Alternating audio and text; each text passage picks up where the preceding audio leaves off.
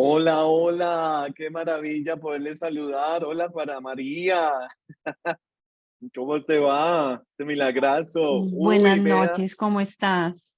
Hola María, Prieto, muy bien, gracias a Dios. Ve, aquí tenemos a Olivia, Olivia con fe y compromiso. Buenas Alex, tardes. hola, buenas tardes, Darwin, Astrid, Norma. Qué bendición poderle saludar en este 17 de mayo, miércoles. Aún tempranito por allá en la parte alta, hacia el norte, pero aquí ya tardecito, 7 en punto tengo yo, aquí en Bogotá, Colombia. Muy bien, Hermanito, un saludo. Buenas hermanito noches, José, un Darwin, saludo ¿cómo de paz vas? y bien, buenas noches. Paz y bien, querido hermano, qué alegría saludarte también. Bueno, pues hoy iniciamos con mucha alegría, porque la alegría de encontrarnos, ¿no? En esta presencialidad asistida por la tecnología. Así lo ha definido el Ministerio de Educación a estos encuentros. Presencialidad asistida por la tecnología. Tenemos carreras, pregrados y posgrados así, ¿no? Ya uno puede estudiar desde la comodidad de su casa.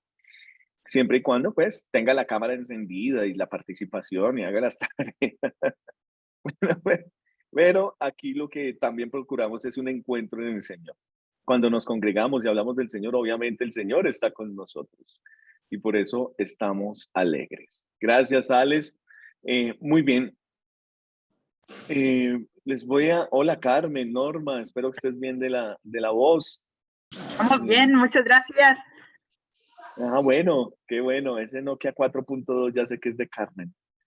Porque Ah, ahí... no,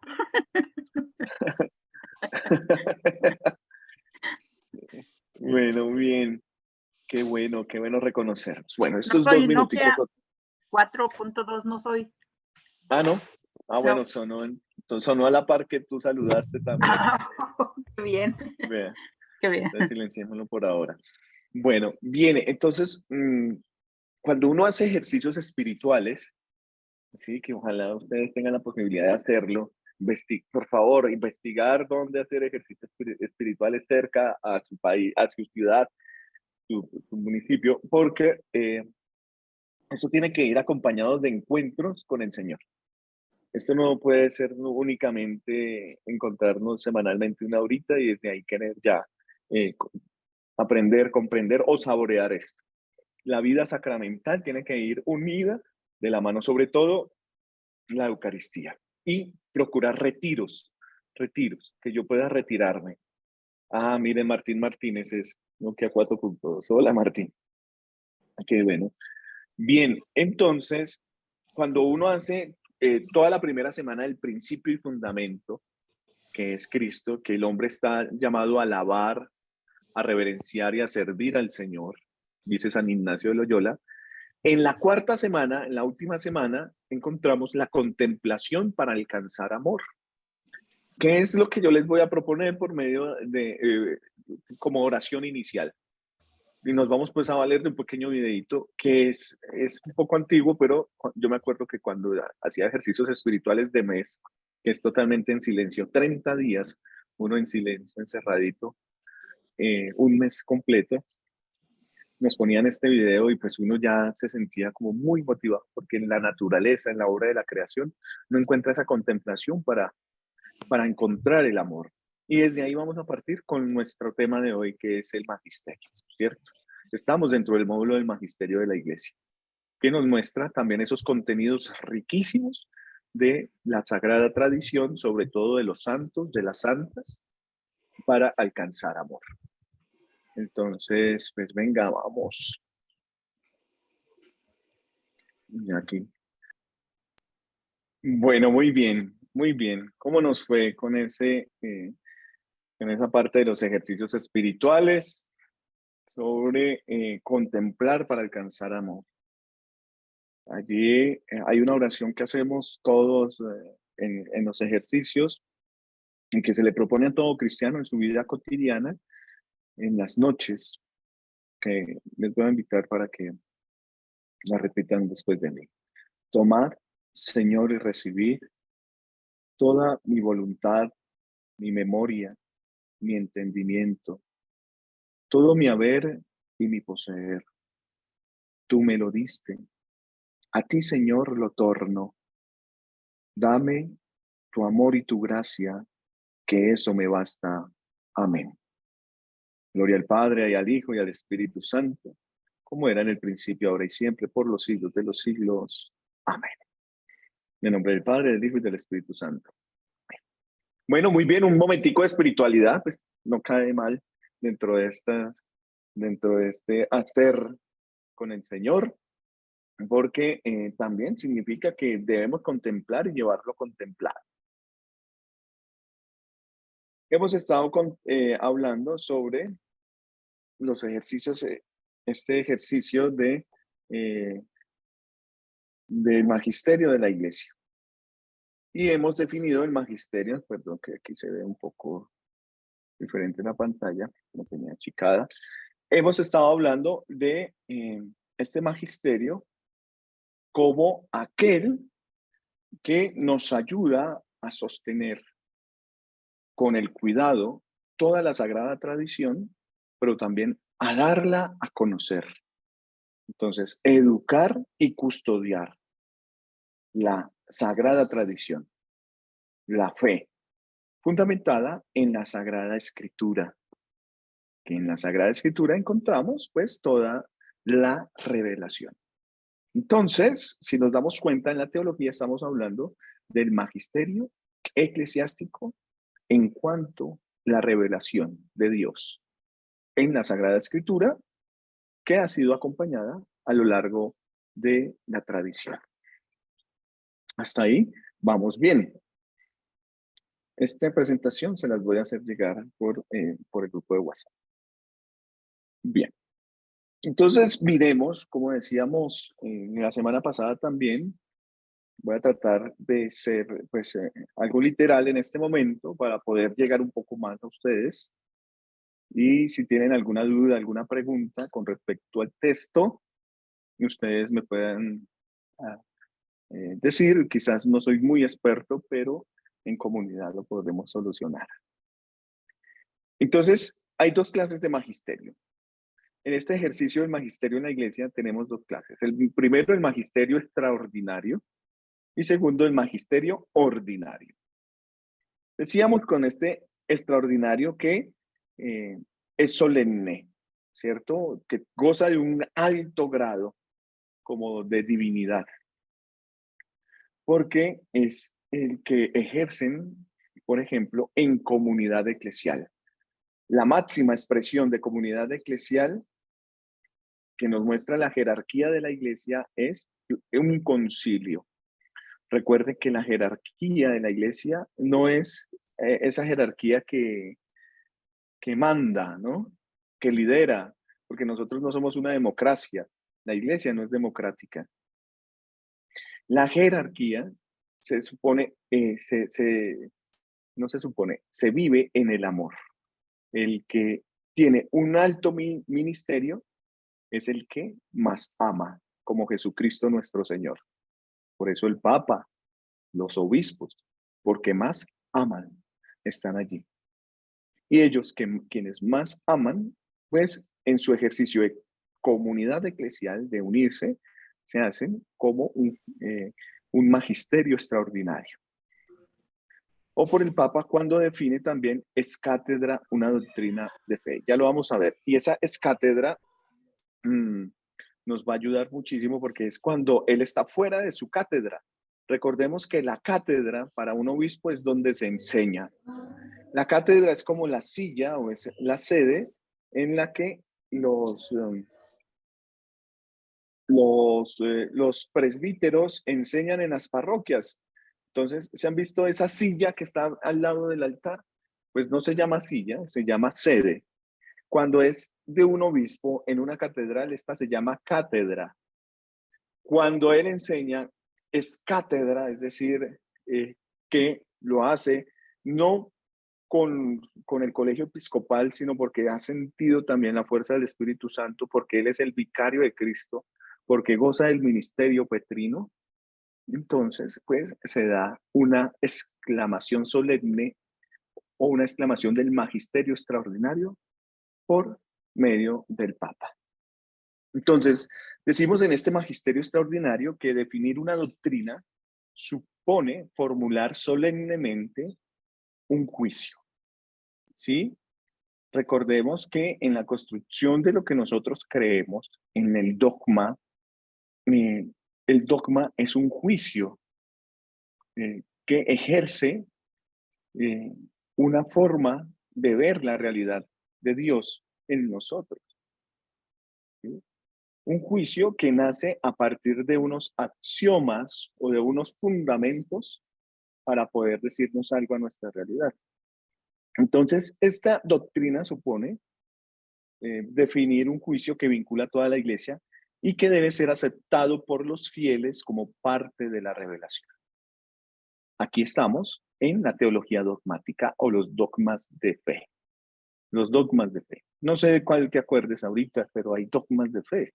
El dogma de la resurrección, los 4 dogmas marianos, el dogma del purgatorio, los dogmas de fe.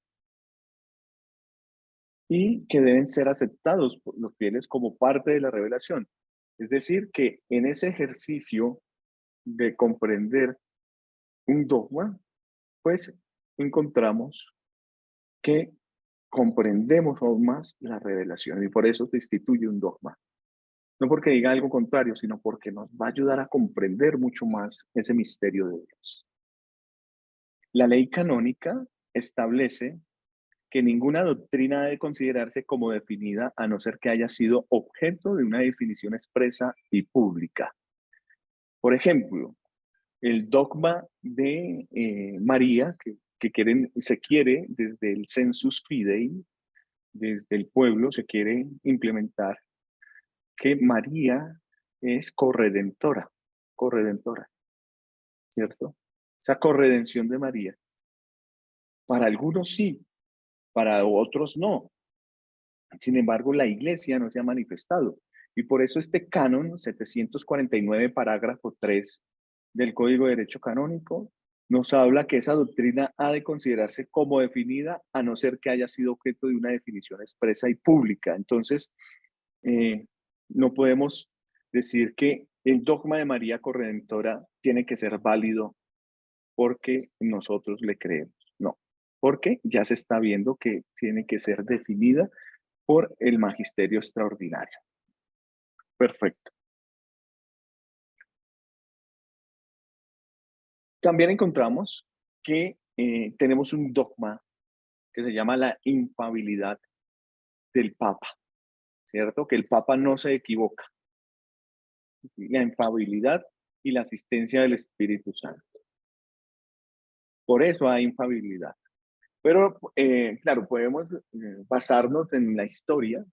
Quizás tendríamos que hacer un curso de apología de la historia, porque la iglesia ha sido muy atacada en la historia, porque, por ejemplo, esta infabilidad es para recordar que el Santo Padre, pues, tiene sobre los estados pontificios y sobre la iglesia en general, su palabra prevalece por ser el vicario de Cristo, ¿sí? Por eso se habla de esa infabilidad y porque tienen la asistencia del Espíritu Santo en plenitud, por ser, pues, quien cabeza de la iglesia, cabeza visible aquí en la tierra de la iglesia. En ese magisterio extraordinario, la aceptación de estos actos solemnes como infalibles por parte de los fieles, ¿cierto? Sabemos esos dogmas, por ejemplo, el concilio, las 4 constituciones que salieron, que estamos reflexionando del Concilio Vaticano II, esa se basa en la convicción de fe de que esas afirmaciones no pueden ser erróneas. Todo el Concilio Vaticano II no puede ser erróneo. ¿Por qué? Porque ha sido en un concilio, ha sido con el obispo y el papa, y ha sido parte del magisterio extraordinario asistido por el Espíritu Santo, dada la asistencia que el Espíritu Santo dispensa al papa y al concilio. Bien, entonces esa infabilidad y esa asistencia son muy remarcadas constantemente. Cuando nos hablen de eso, por favor, decir con certeza pues que el Santo Padre es infalible. Y aún más, infalible cuando está reunido con los obispos en concilio. Quizás no hemos tenido la oportunidad de vivir un concilio en nuestra historia, pues personal, ¿sí? Yo nací en el 20 de mayo del 85, ahorita el sábado cumplo 38 años de edad. Y vamos, no alcancé a estos 60 años que estamos celebrando el concilio en este año también. Entonces, la idea es que esas definiciones se deben entender. Debemos también que Hermanito, estas... Sí, Darwin. hermanito, una inquietud. El Santo Padre es infalible, pero es impecable. ¿Qué entiendes por impecable? Que tiene pecado, No, que es pecador, igual que todos nosotros. sí, sí. Entonces, ¿cómo sería la pregunta, Darwin? Tranquilo. Sí, o sea, el Santo Padre es infalible. Todas las decisiones que él tome es por el Espíritu Santo, pero es un Sí, pecador también.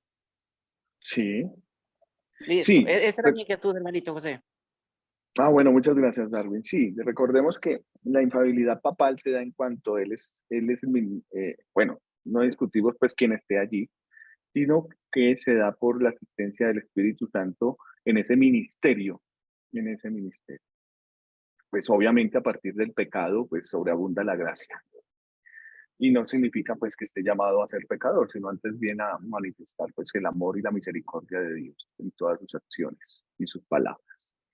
Bien, tenemos que esta es una doctrina irreformable. Entonces, cuando sale un dogma, por eso deben tener mucho cuidado al postularlo y al deliberarlo y al establecerlo como dogma de fe ante los fieles, porque es irreformable, ¿no? La revelación de Dios en Jesucristo, eso es irreformable, eso no tiene negociación, no se puede quitar. Un dogma no deroga, en términos canónicos, no borra, no quita otro dogma, ¿no? Entonces estas definiciones son, por tanto, irreformables en sí mismas. Lo va a decir pues, el Concilio Vaticano, perdón, ese numeral de Denzinger 3074 debe ser el Concilio de Trento. Bien, de modo que su valor religioso no depende de que sean o no sean aceptadas por la mayoría de los fieles.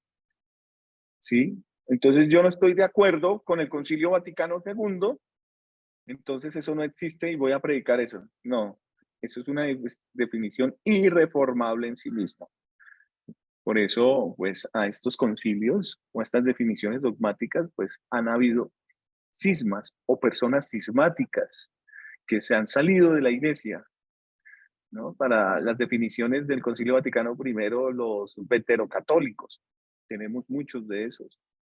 Para el Concilio Vaticano II, perdón, del 62 al 65, Monseñor Lefebvre no estuvo de acuerdo, un obispo francés que no estuvo de acuerdo, los lefebrianos, y ordenó sin permiso de la Santa Sede a otros obispos y así sucesivamente sacerdotes, y son los que se llaman la Fraternidad San Pío X.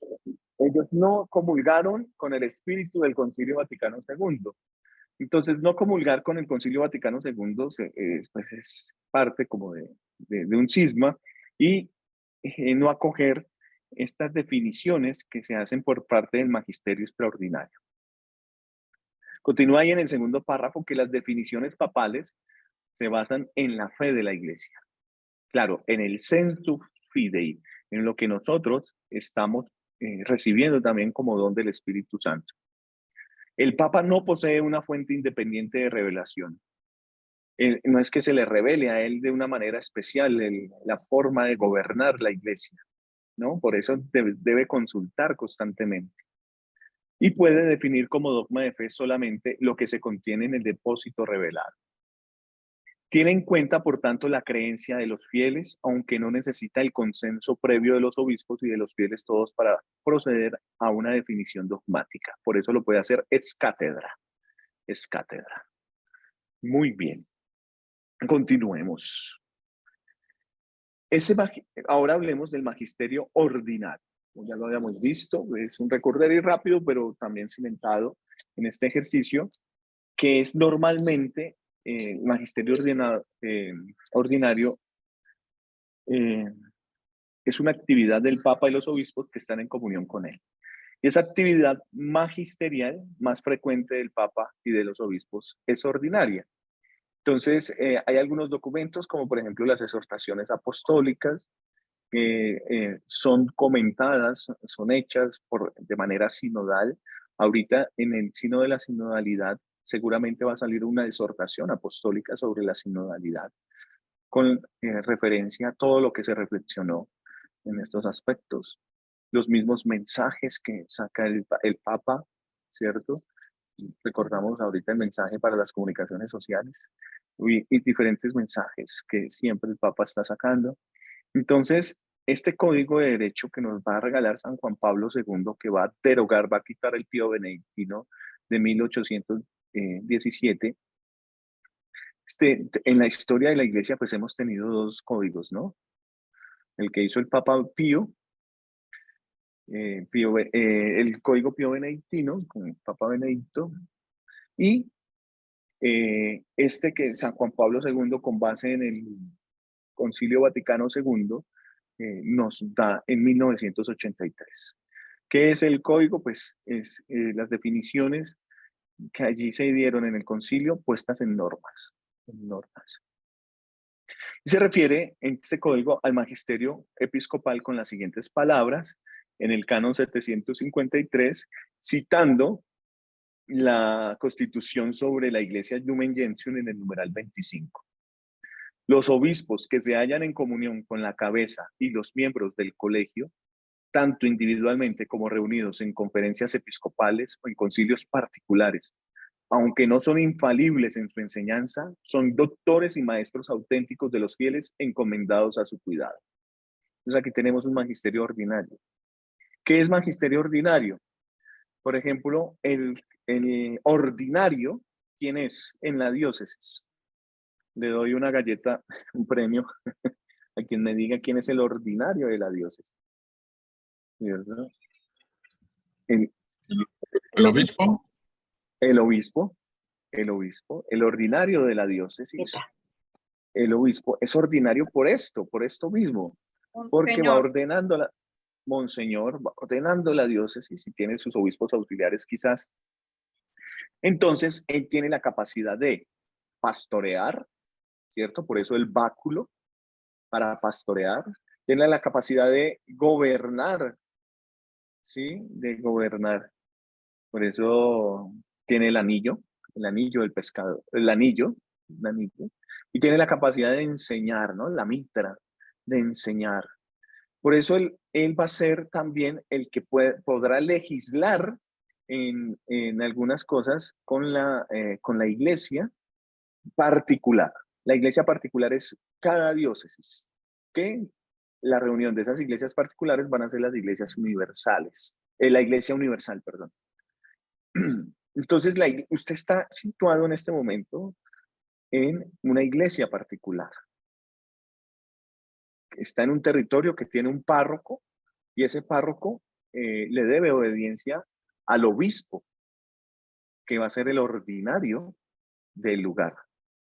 Pero le debe obediencia también al Papa, que es como el ordinario de Roma, pero es pues el jerarca universal de la Iglesia Católica. Entonces, aquí mi obispo puede sacar un decreto. Los decretos son los documentos con los cuales se legislan en la iglesia, un decreto para crear una parroquia, sin necesidad de consultarle al Papa, ¿cierto? Aunque se pone en común con los presbíteros. Vamos a crear una parroquia en tal territorio, pero eso la Santa Sede pues no tiene que aprobar o desaprobar la creación de parroquias porque el ordinario del lugar tiene la potestad, la facultad para hacer esto. ¿Vale?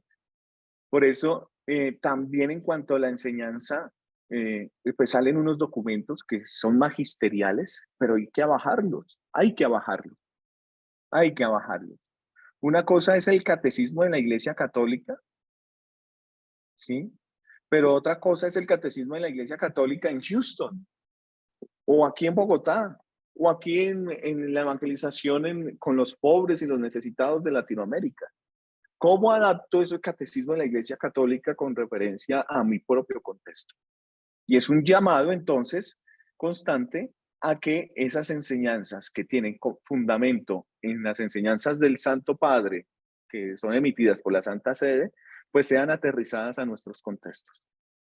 Sí, eso es lo que llamamos recepción del magisterio. Vale, bien, continuemos. ¿Se está entendiendo hasta ahí? Sí, bueno. Por eso en cada diócesis, cada obispo tiene una responsabilidad y una autoridad. Digo acá, cada obispo diocesano es el pastor de todos sus fieles. Ya lo he expresado en algunos momentos. El pastor supremo es Jesucristo, nuestro Señor, que ha delegado a sus apóstoles la facultad de pastorear. Y los apóstoles, sucesores de los apóstoles son los obispos. ¿Sí? Por eso cada obispo diocesano en su territorio es pastor de sus fieles y le corresponde respecto a ellos la máxima responsabilidad y autoridad de la enseñanza de la doctrina cristiana. Ejerce sus funciones docentes, o sea, de enseñar, del docere, de dar, ¿sí? Oralmente o mediante escritos pastorales. También hay algunas cosas que hay que corregir. Y con la promoción de iniciativas catequéticas y educativas adecuadas. Claro, la pastoral educativa de Lima, Perú, no es igual a la de Quito, ¿no? Igual tendrán que, aunque la iglesia es universal, por eso mismo se hace particular, para poder enseñar en esos territorios que la pureza del evangelio que debe ser transmitido sin ninguna oscuridad, sin ningún nublamiento, sino con la mayor de las luces. Por eso se instituyen conferencias episcopales. Las conferencias episcopales son esos organismos activos de la reunión de los obispos por países. Aquí tenemos la Conferencia Episcopal Colombiana, ¿sí? Y tenemos también, ahorita están reunidos los obispos de Latinoamérica, que son los obispos representantes de cada país y que nos van a ayudar a formar el CELAN. Discúlpenme en un momento, voy por agua, mientras tanto van leyendo esto.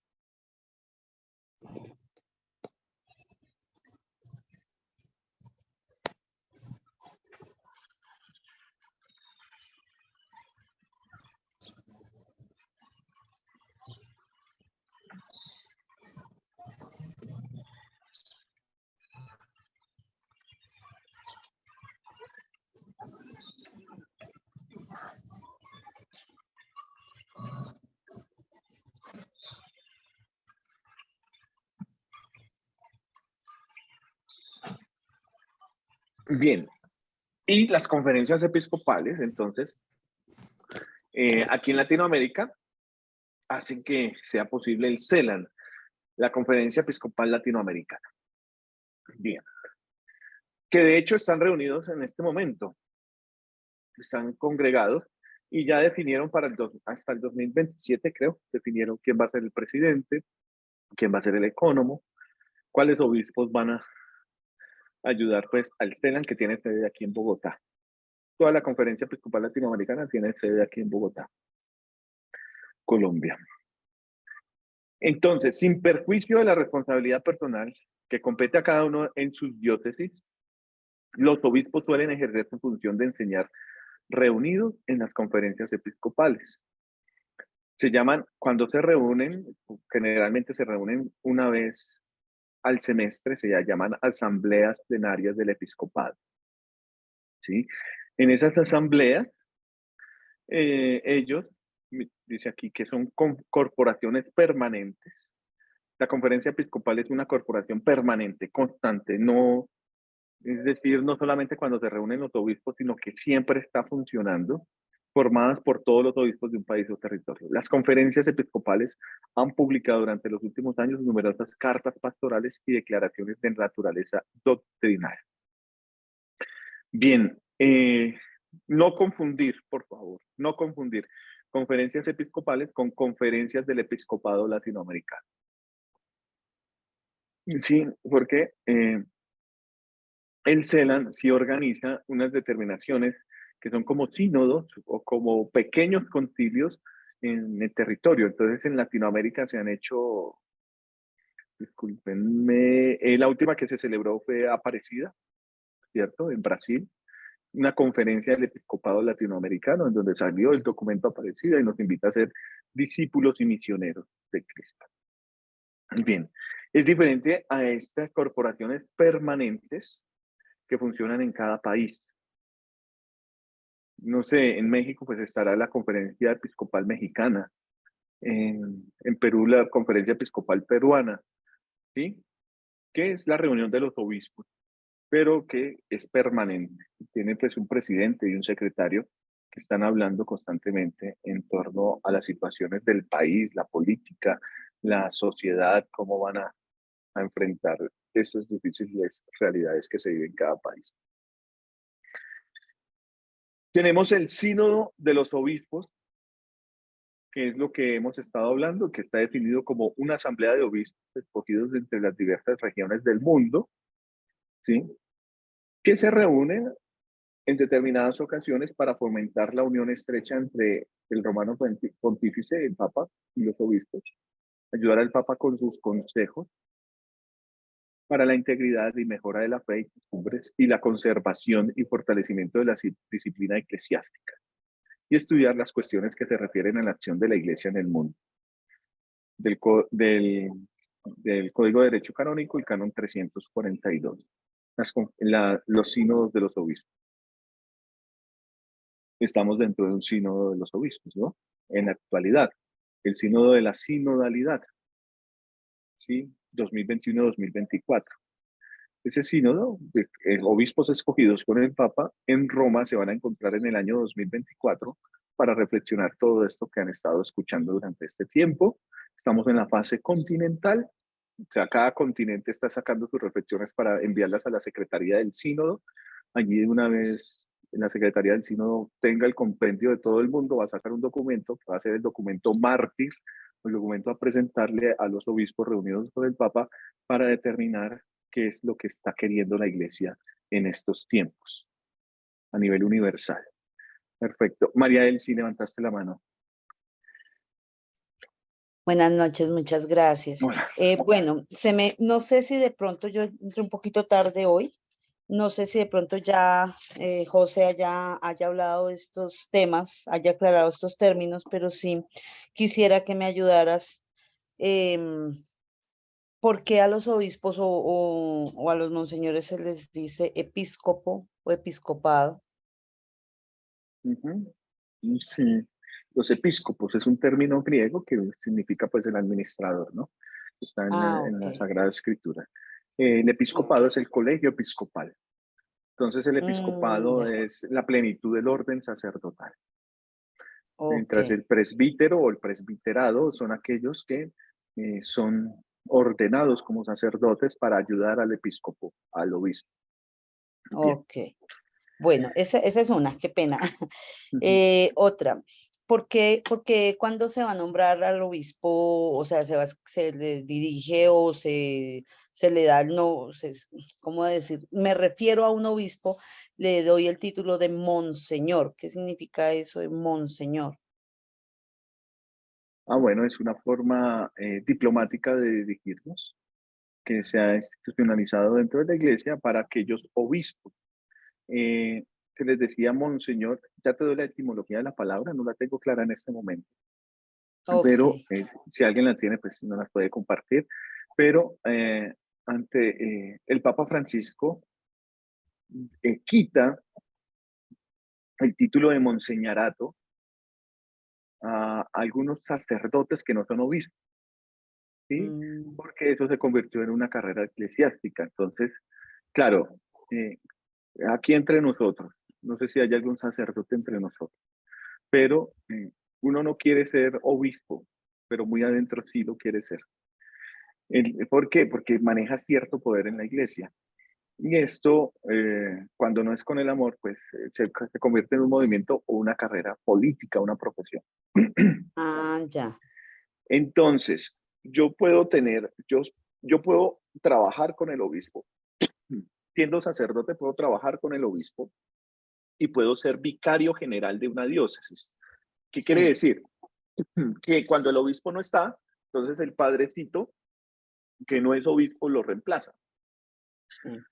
Entonces, pues ese padrecito también es monseñor, porque si reemplaza a monseñor, entonces es monseñor. Y se le da un título de monseñor. El Papa Francisco quitó eso en su pontificado. Y solamente los que son obispos son llamados monseñores.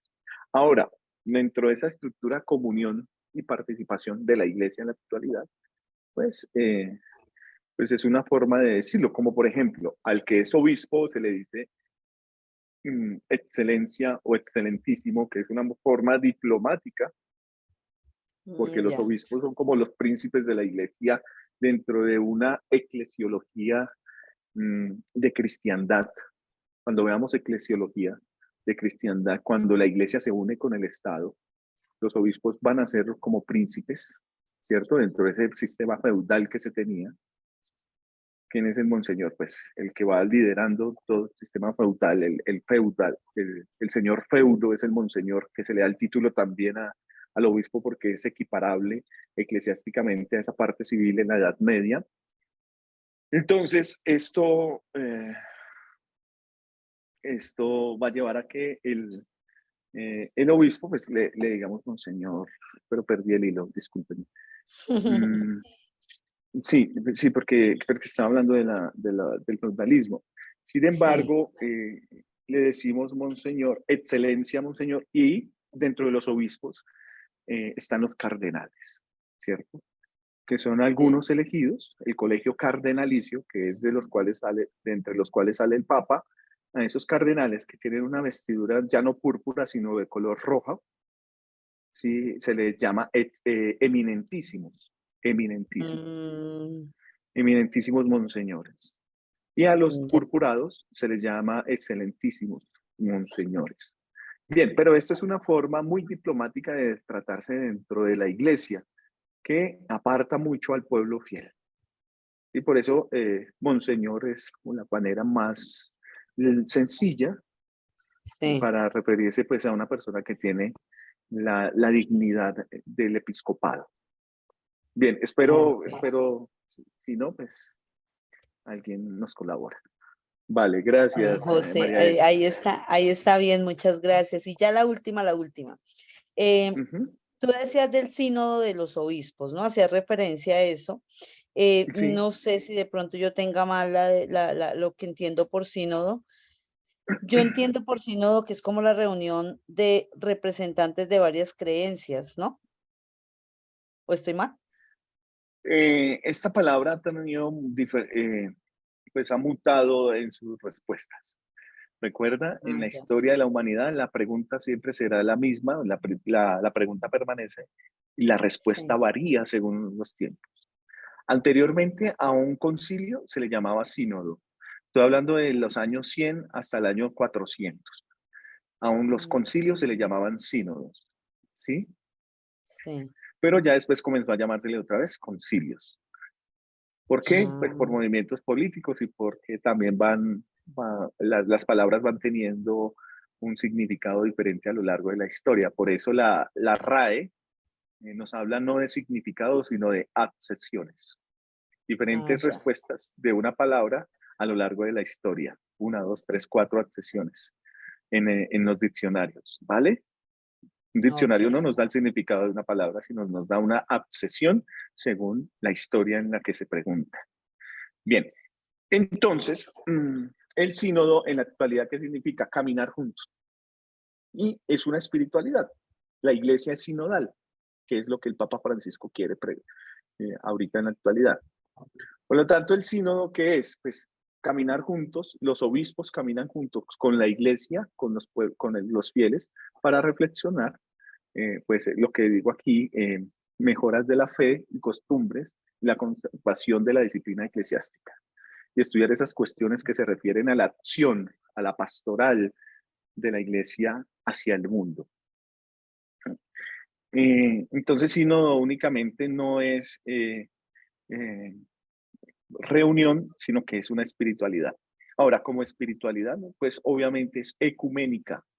Y ahí es donde se le da la participación a quienes no hemos escuchado. Se le da participación a otras iglesias, ¿sí? Siendo de carácter cristiano, no comulgan con el Papa, pero que también tienen una palabra que decirnos en la realidad del mundo. Por eso Okay. el sínodo es ecuménico, sí, en su totalidad, y también el concilio es ecuménico. Todos los concilios que hemos celebrado, hasta el Concilio Vaticano II, son concilios ecuménicos, donde se han tenido en cuenta pues todas las iglesias o los pensamientos heterodoxos. Si no entienden estas palabras, por favor escribirlas y investigar, o herejías heterodoxos, para poder saber cuál es la doctrina correcta. Bien. Okay. Muchas gracias. Bueno, María Elsie, espero pues haber respondido acertadamente. Teníamos aquí también nuestra amiga de Barranquilla, de Quilla, que había levantado la mano. ¿Dónde está nuestra amiga? Perdón, yo ya busco aquí. Nelis. ¿Levantaste la mano, Nelis Gómez? Qué pena contigo, sí la vi levantada, pero mientras los respondía a María Elsie. Buenas noches. Buenas noches, querida hermana. Buenas noches, ¿cómo han estado? Un gusto aquí con ustedes, ¿no? Hablando escuchando todo lo que usted decía, gracias a Dios hice parte del trabajo de la etapa continental del sínodo, y en el día de hoy me llegó a mi correo el documento síntesis de la etapa continental. Sí, el fue sínodo, aprobado la hoy. sinodalidad. Entonces, se lo voy a estar compartiendo para que quien quiera leerlo, lo lea. Apenas es la primera etapa. Vamos para la segunda etapa, para la gloria de Dios. Y bueno, ha sido una experiencia muy bonita que Dios me ha regalado, y para adelante seguimos en este trabajar con Dios, que todo sea para la gloria de Él. Perfecto, muy bien, muchas gracias, Nelis. Y pues estos documentos hacen parte pues del magisterio, obviamente, que estábamos hablando, ¿no? Que van a ayudar pues a la construcción de un documento final sobre el sínodo de la sinodalidad. Bien, tenemos, y es importante este documento, ¿por qué? Porque nos habla de nuestras realidades en Latinoamérica y en América como tal, porque es continental, esa fase continental, América. Bien, la infalibilidad del magisterio no quiere decir que por ser magisterio extraordinario y ordinario sea falible o infalible, ¿cierto? O no infalible, dado que en determinadas circunstancias la enseñanza ordinaria unánime, o sea, de sinodal, de todo el colegio episcopal puede gozar también de infalibilidad. Bien. Entonces, hablemos sobre esa infalibilidad del magisterio. Primero, del magisterio extraordinario.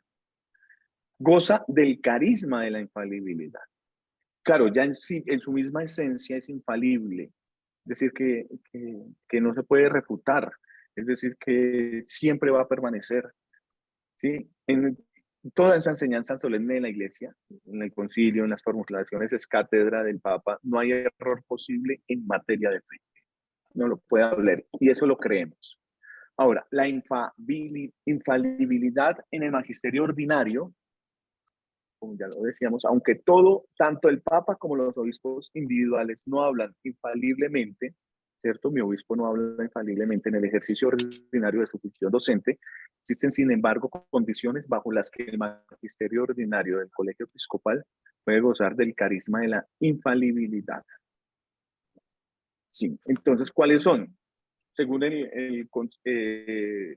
la Constitución sobre la Iglesia, la luz de los pueblos, Lumen Gentium, estas condiciones son 3. La primera, para que el magisterio ordinario sea infalible.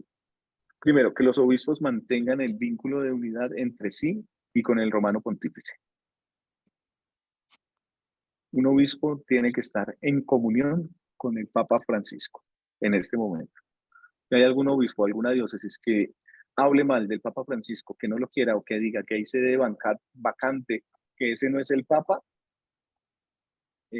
no goza de infalibilidad en el magisterio ordinario de comunión. Segundo, que hablen autorizadamente sobre una verdad de fe o de moral.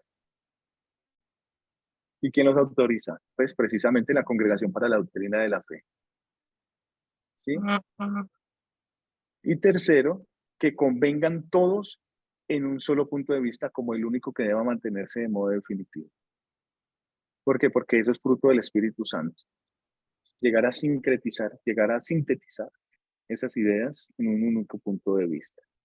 Ahí es cuando se hace infalible en magisterio ordinario, por ejemplo, en una diócesis. Vale, perfecto. O en un continente, como lo veíamos. El magisterio ordinario pues tiene gran relevancia, reviste de gran importancia para entender bien el sentido del magisterio eclesiástico, tener en cuenta que su ejercicio normal y habitual está constituido por el magisterio ordinario. La discusión teológica de los últimos años se ha centrado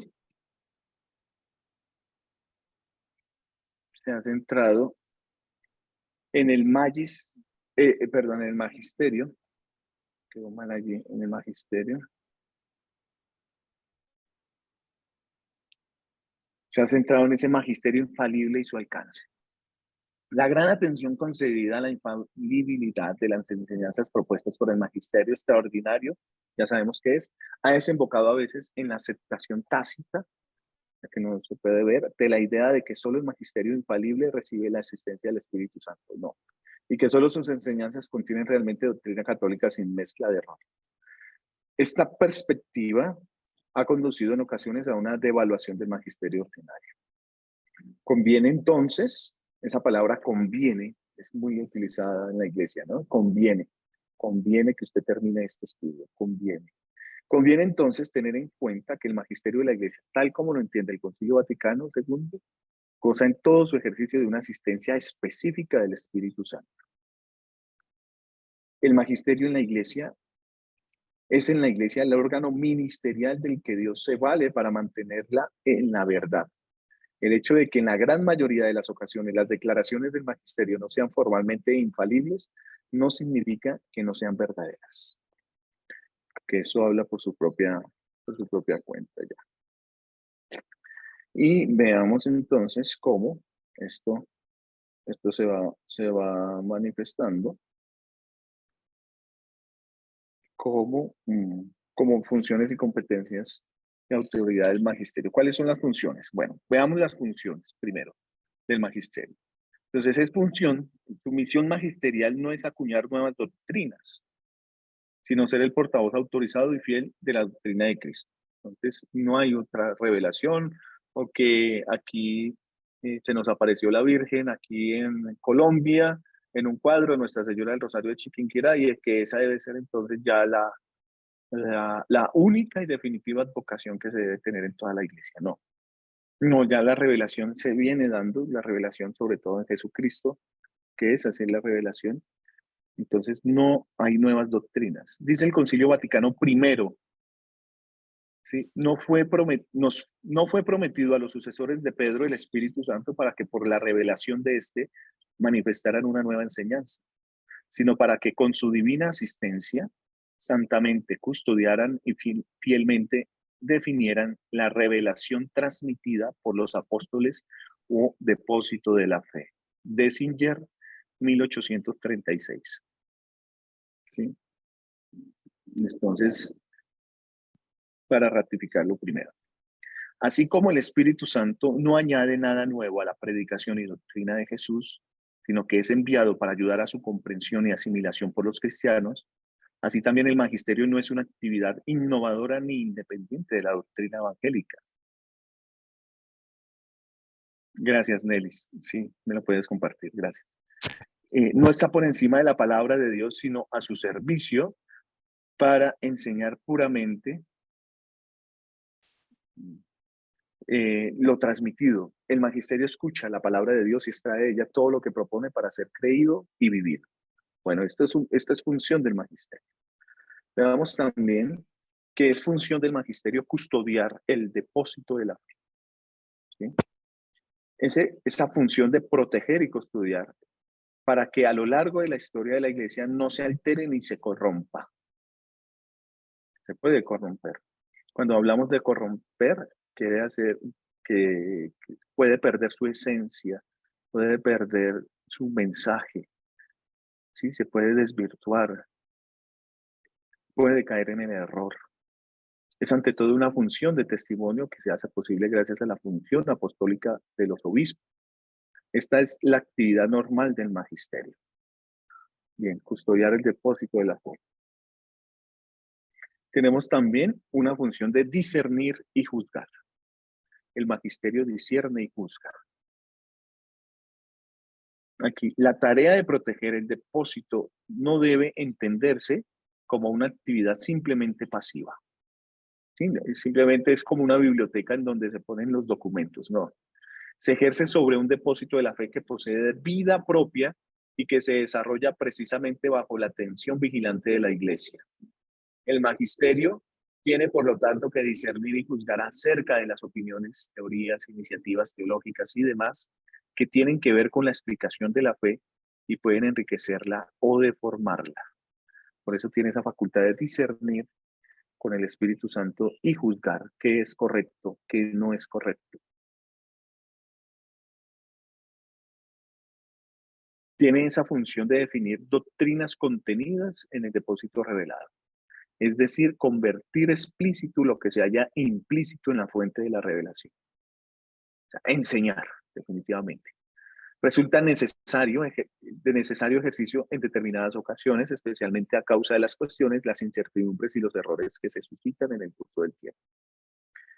El magisterio goza para este fin de una competencia específica basada en un carisma para discernir el sentido de la revelación y en una autoridad jurisdiccional que permite pedir a los fieles cristianos que acepten una definición dogmática, como ya lo veníamos hablando.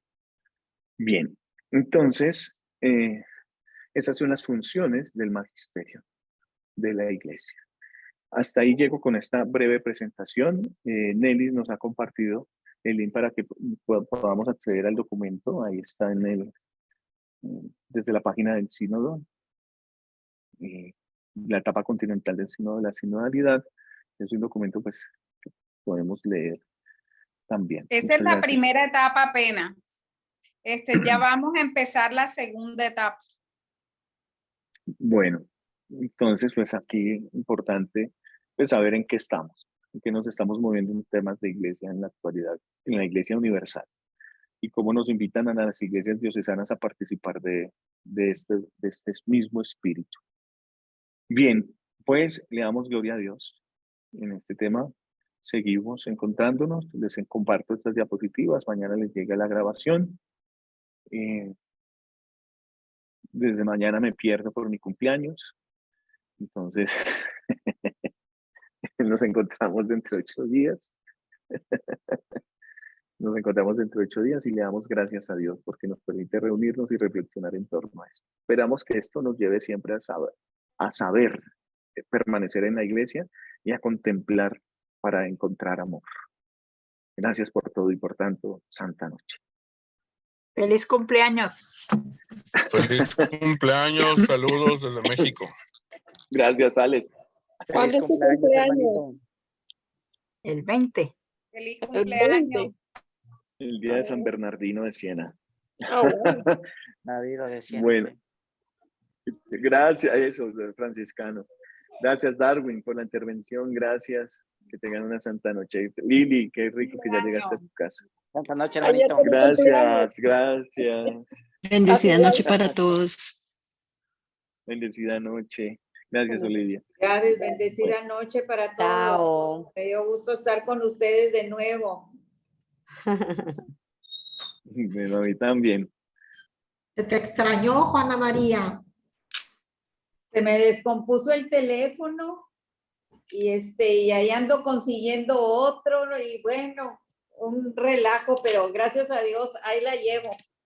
Ya estás de regreso, lo más importante. Sí, no, ahora me tengo que poner al corriente. Me tengo 2 clases que falté, ¿no? Pero pues, ¿cómo le hacía? No funcionaba el teléfono mugroso, pero bueno, gracias a Dios, aquí estamos. Les mando un abrazo a todos. Gracias, Gracias. tan bonita. Bueno, Dios los bendiga, feliz noche y espero que te consientan mucho, José, y en especial que el Señor te conceda seguir con esa sabiduría, con ese carisma de muchos, muchos años más para que sigas sirviendo de esa manera tan bonita. Dios te guarde y que la pases muy bien.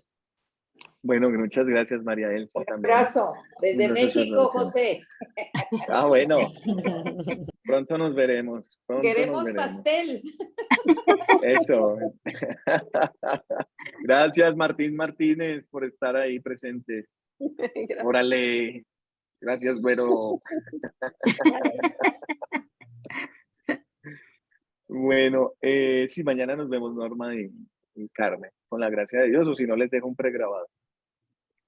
Ok, gracias. Sí, una vez en la vida, perdónenme. No, está bien, es su cumpleaños, estamos contentos. Híjole, es que pienso viajar donde mis papás precisamente, espero conectarme, bueno, esperar a ver cómo suceden las cosas. No se Pero preocupe. sí, Norma y Carmen, pues si no, pues les dejo ahí el pregrabado del videíto sobre el tema de introducción a la liturgia. Claro que sí. Es que ellas están en el diplomado de mañana a las 8:15 de la noche, hora Colombia. Pero no pasa nada, y seguimos. Mañana tiene como 30 alumnos. ¿Verdad que esto se incrementó, no? A 14, ¿no? 14, 15. Bueno, esperemos a ver cuántos se pueden conectar, de Sí. nombre de Dios. 2 sacerdotes y las demás religiosas. Esperamos que los... Uy, sí, esto se llenó de curas y monjas. Ya. Sí, Bueno, si sí. no lo vemos, feliz cumpleaños y que la pase súper bien. Bueno, Feliz muchas cumpleaños. gracias por todo y por tanto. Chao. Gracias, hasta Gracias. luego.